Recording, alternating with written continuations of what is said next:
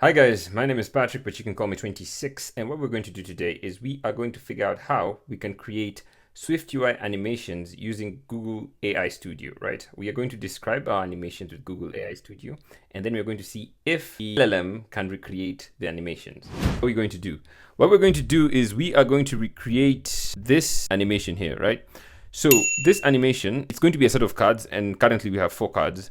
And what happens, each card has a different color, and the advantage of this is that this will allow us to notice when the card changes position, right? And what happens is if you carry the front card, currently when you start, only the front card is accessible via the draggable gesture. When you can carry the front card, and after you carry it past a certain point, a certain threshold, the card behind it moves to the front, right? The card behind it has its Z index increased, right? That's what you're basically doing. So if we do this and we leave it, it's going to go to the back of the queue, right? So it goes to the back of the queue, and the card that it was in front of increases the Z index and becomes more prominent on the foreground, so we see it, right?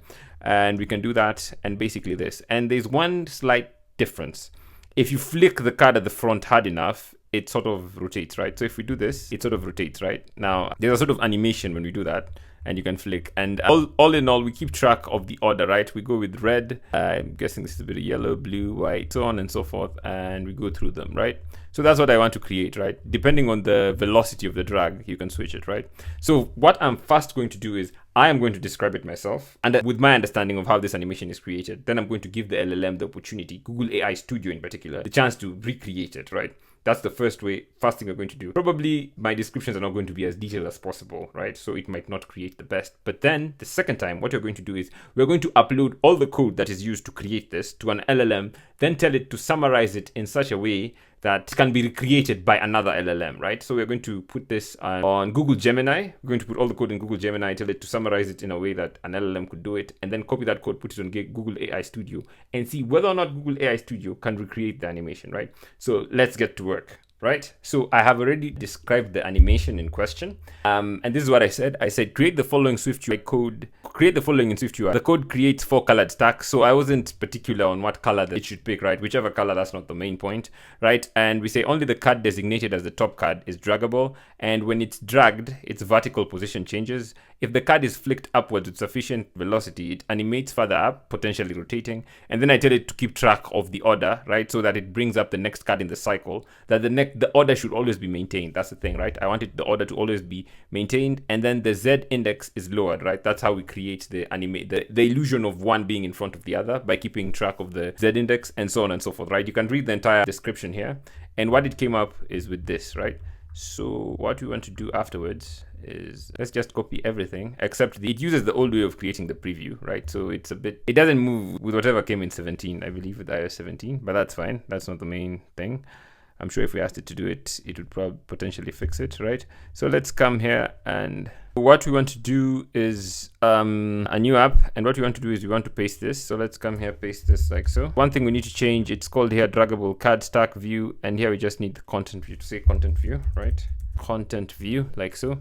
So let's do that. This is the code it generated. Let's see it first, and then we can run it. And one thing that I'm very happy about is that all the code has there are no errors, right? So in the very first try, and we can check how many tokens it consumed, right? Let's just check how many tokens it consumed. It consumed 7,284 tokens of the 1 million tokens that I have available, right? So 7,284. And this is what it did. It did it in one shot, right? So this is it, right?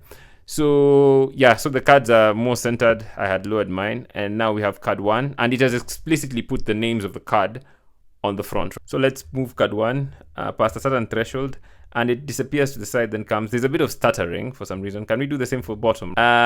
Just like mine, you can't swipe it to the bottom. That's good. But then we have the green, and then if you raise it past a certain threshold, it comes, and there's a bit of animation, right? So if you do that, yes. So basically this has happened, right? This has worked, right? So you see card 1, card 2, card 3, card 4, right?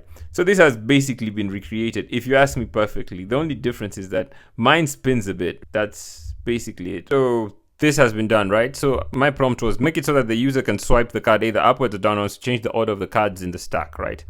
And what it has done is this, right? So let's just copy the code. I believe that will remain the same. It should account for either direction. Copy this, come here, copy, and see how it works. Come here and we can get rid of our code and see whether or not, and if you're wondering, it does use more lines of code than the solution I had, right? And I think we have one error. The one error is here. This should be content view, right? So let's just make this the content view. And if we do that, presumably this will work, right? Let's just wait for it to end with the simulator. And let's try flicking it up. Let's flick it down. Let's flick it up. So card 1, card 2, card 3, card 4, card 1. See the problem? See, there's a slight problem. When we swipe down card 1, the next card we see is 4, right? When you swipe down. So it should be, the order isn't particularly maintained, right? So look, 4, after 4, 1, instead of 1 going to the back of the line, 1 is no longer at the back of the line. When you flip it, when you make it such that you can either swipe up or down, isn't particularly sure where to put the first card, right? It doesn't put it directly at the end, right? Let's just run it on our simulator and see, right? So if we do card 1, if we flip card 1 to the back, right, to the top, right, it goes to the back, we should see card 2, right?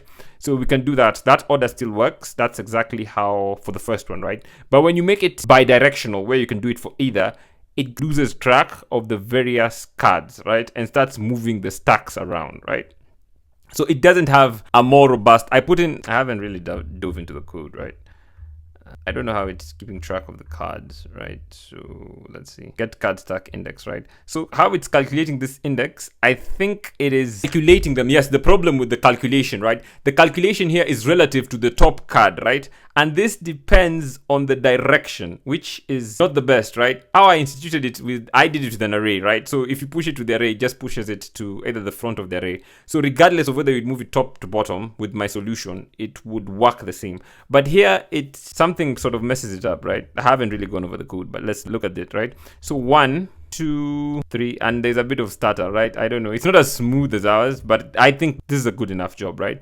Now you see, now we have 1, 2, 3, 4. But if we swipe down, you see 4 bounces from the very bottom and comes to the top, right? So for some reason, when we swipe down, the order is not maintained, but when we swipe up, the order is maintained, right? So that shows that it's sort of, because most of the time people normally, this is a common swipe feature, particularly in the wallet, right? This is a feature that is there in Apple Wallet a lot, right? So that's what we're trying to recreate, right? So since we are recreating the Apple Wallet, one feature in the Apple Wallet, you can only swipe up. So when we try and trick it a bit by making it swipe either direction, maybe it doesn't have enough examples of people doing it in either direction, right? A reminder that the LLM is not thinking, rather it is mostly trying to cobble up, remember bits of code that it has already seen, right? So that's that, right? So there you have it. I could say that the results it's a mixed bag. Thank you for watching. Subscribe to the channel. I'll see you in the next one.